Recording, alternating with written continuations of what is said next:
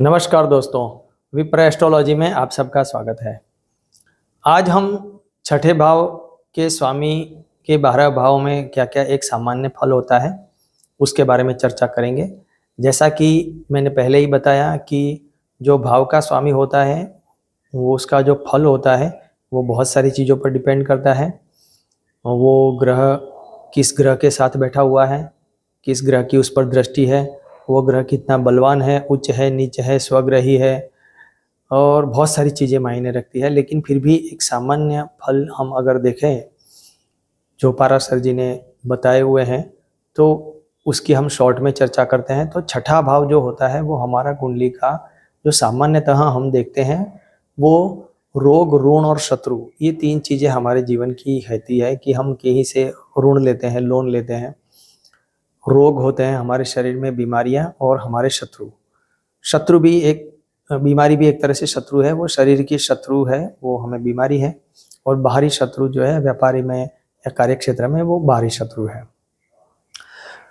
तो ये छठा भाव त्रिषडाय भाव में कहा गया है, एक 3, 6, 11 भाव में से अशुभ भाव कहलाता है।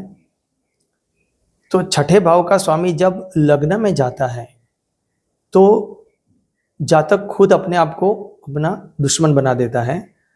यानी वो एक तो रोग तो होते ही है शरीर में, क्योंकि रोग भाव का स्वामी लग्न में चला गया देह भाव में, तो वो जातक रोगी होता है और वो स्वयं अपनी हानि करने वाला, यानी स्वयं खुद अपना ही दुश्मन बन गया, वो शत्रु बन गया।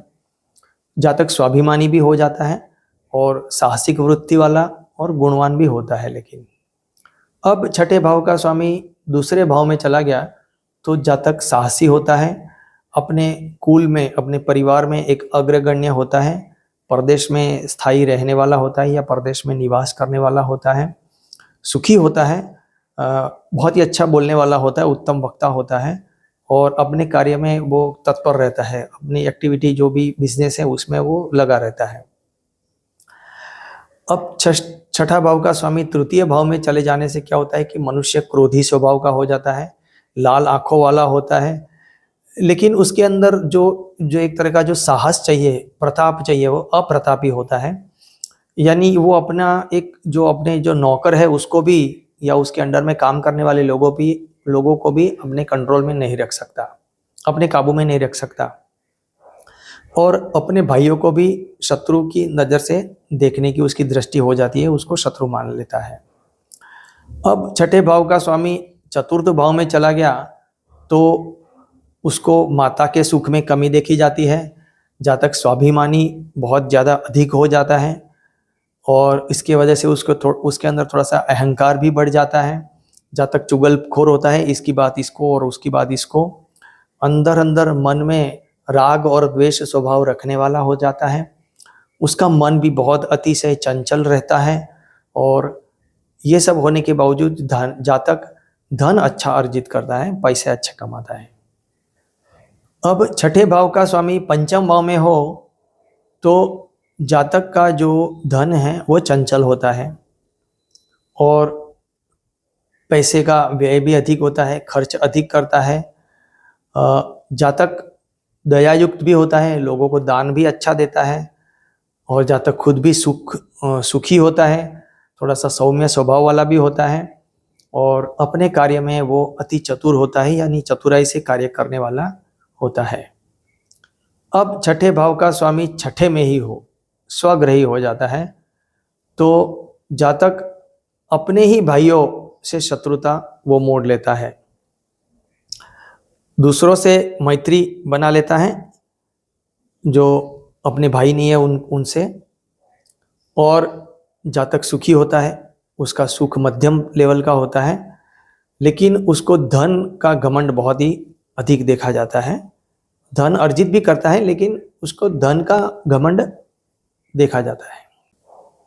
अब छठे भाव का स्वामी सप्तम भाव में हो तो ऐसे जातक को स्त्री का सुख कम मिलता है, यानी पत्नी सुख में कमी देखी जाती है, लेकिन जातक अपने समाज में एक अच्छी प्रतिष्ठा प्राप्त करता है, विख्यात होता है, गुणी होता है, अच्छा मान सम्मान प्राप्त करता है, जातक धनवान होता है और साहसी भी होता है।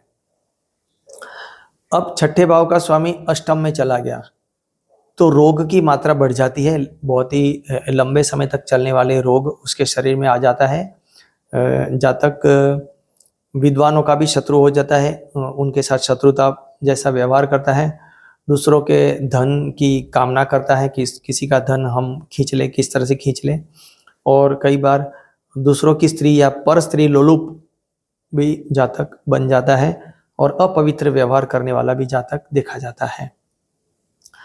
अब छठे भाव का स्वामी नवम भाव में हो तो खास करके लकड़ी या पत्थर का व्यापार करने वाला जातक होता है और व्यापार में उसको कभी हानि तो कभी लाभ, उसको एक तरह से व्यापार भी उसका बहुत ही अच्छी तरह से चलता नहीं होता है और उसके पिता के साथ भी उसकी अनबन रहती है।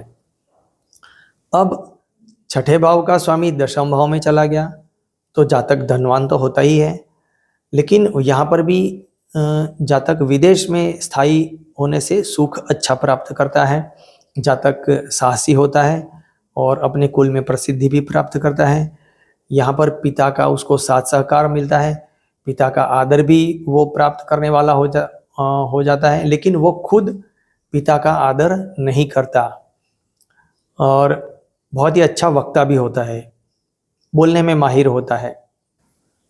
अब छठे भाव का स्वामी एकादश भाव में होने से जातक बहुत ही कीर्तिमान होता है, गुणवान होता है, मान सम्मान पाने वाला होता है, साहसी होता है, किंतु उसको पुत्र सुख में या संतान के सुख में कमी देखी जाती है। अब छठे भाव का स्वामी द्वादश भाव में हो तो जातक व्यसनी हो जाता है, हिंसक प्रवृत्ति वाला भी देखा गया है, उसका स्वभाव आक्रामक होता है और यहाँ पर अगर शुभ ग्रह स्थित हो और शुभ ग्रह की दृष्टि भी हो तो जातक अच्छा सुख भोगता है और भोग विलास में उसका मन लगा रहता है, यानी भोगी बन जाता है, लाइफ को एंजॉय करता है। तो ये था छठे भाव के स्वामी का 12 भाव में एक सामान्य फल। आपको ये वीडियो पसंद आया हो तो आप चैनल को सब्सक्राइब कर दीजिए और अपने दोस्त मित्रों में शेयर कर दीजिए और लाइक कर दीजिए। बहुत बहुत धन्यवाद। नमस्कार।